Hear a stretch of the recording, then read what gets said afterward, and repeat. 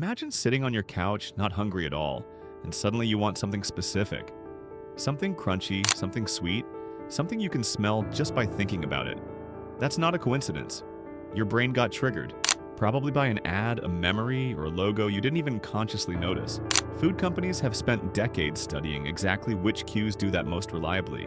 We've identified 7 foods at the center of that playbook, and we're going to walk through each one so you can see the manipulation for exactly what it is. Before we move on, please take a moment to subscribe to the channel and like the video. Number 1. Sugary breakfast cereals. You weren't begging for that cereal because you were hungry.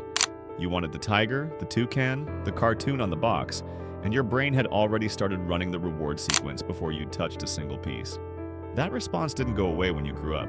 It just got quieter. Cereal companies know that pairing a strong visual cue with a fast sugar hit trains your brain to expect a dopamine reward every time you see that box. So you walk down the aisle, spot the familiar colors, and the craving fires automatically. You didn't decide that. Your brain did, based on years of repetition. And the sugar accelerates the whole cycle. A high sugar breakfast spikes your blood glucose fast, drops it within hours, and that drop sends a new craving signal. You're not weak for feeling it. That cycle was designed. Sitting with that craving for 10 to 15 minutes without acting on it actually weakens the brain's pull toward that food over time. The urge loses intensity when you don't feed it. Number 2. Flavored potato chips, especially cheese or BBQ. Bet you can't eat just one. That wasn't confidence. That was a food company telling you exactly what their product does to your brain, dressed up as a dare. The crunch isn't accidental.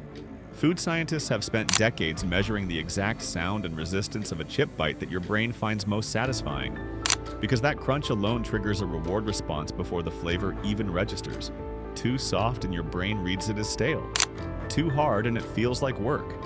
Then layer on a cheese or BBQ coating, built to hit salt and fat hard enough to want more, but never quite enough to feel done. Food researchers call this vanishing caloric density. The chip dissolves fast, so your brain never gets a clear "you've eaten enough" signal. And you can burn through hundreds of calories while feeling like you've barely started. When you don't have chips in the house, the craving doesn't show up at the same intensity. That's not a coincidence. Remove the bag, the smell, that crinkle sound, and you've cut the trigger before the craving even starts. Number 3. Fast food burgers and fries.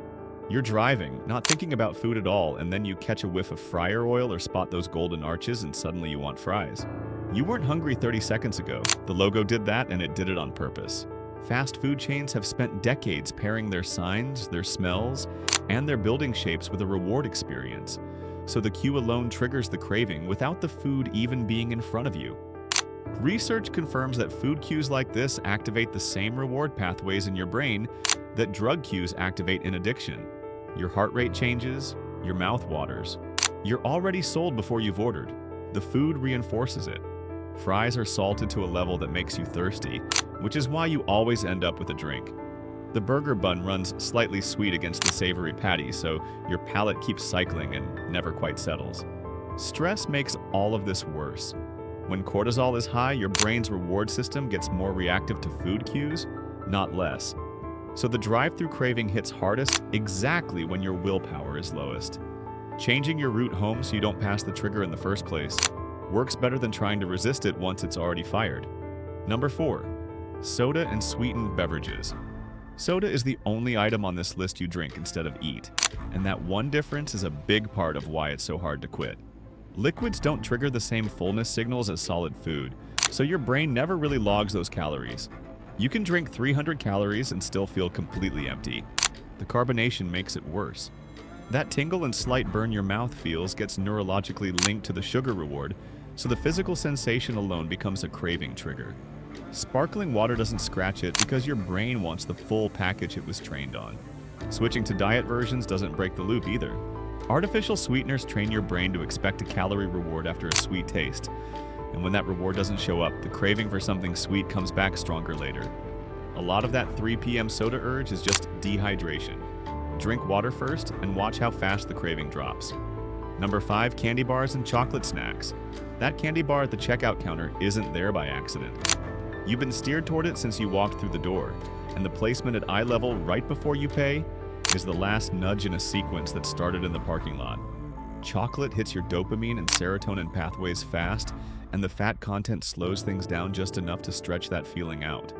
Your brain logs the whole experience, the wrapper, the smell, that specific snap when you break a piece off, and files it under, "This fixes how I feel."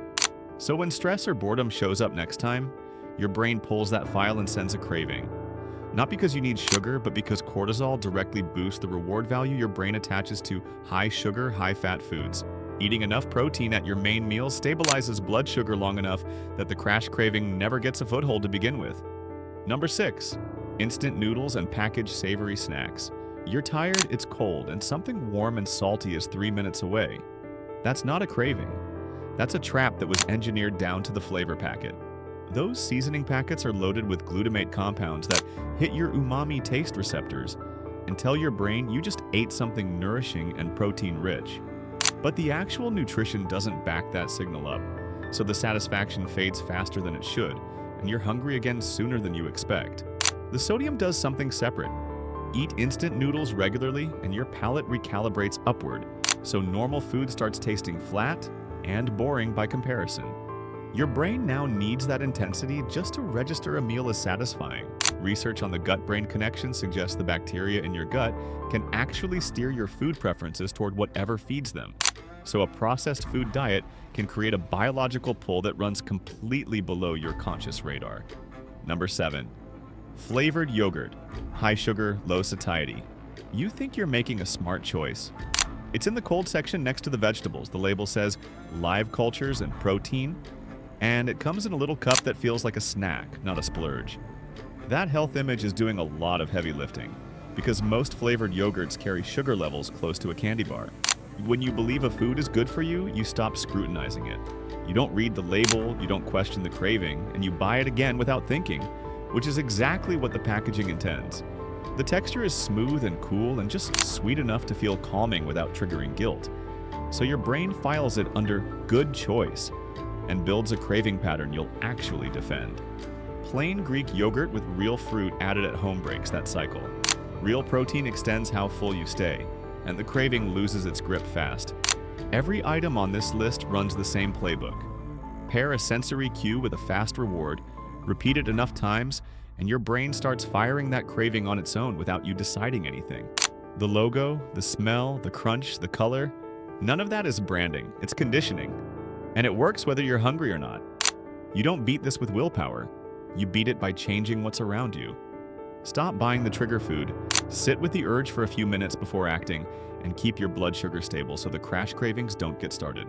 Next video, we're going inside the grocery store itself, because food companies have mapped out exactly how to steer your cart before you've made a single conscious choice.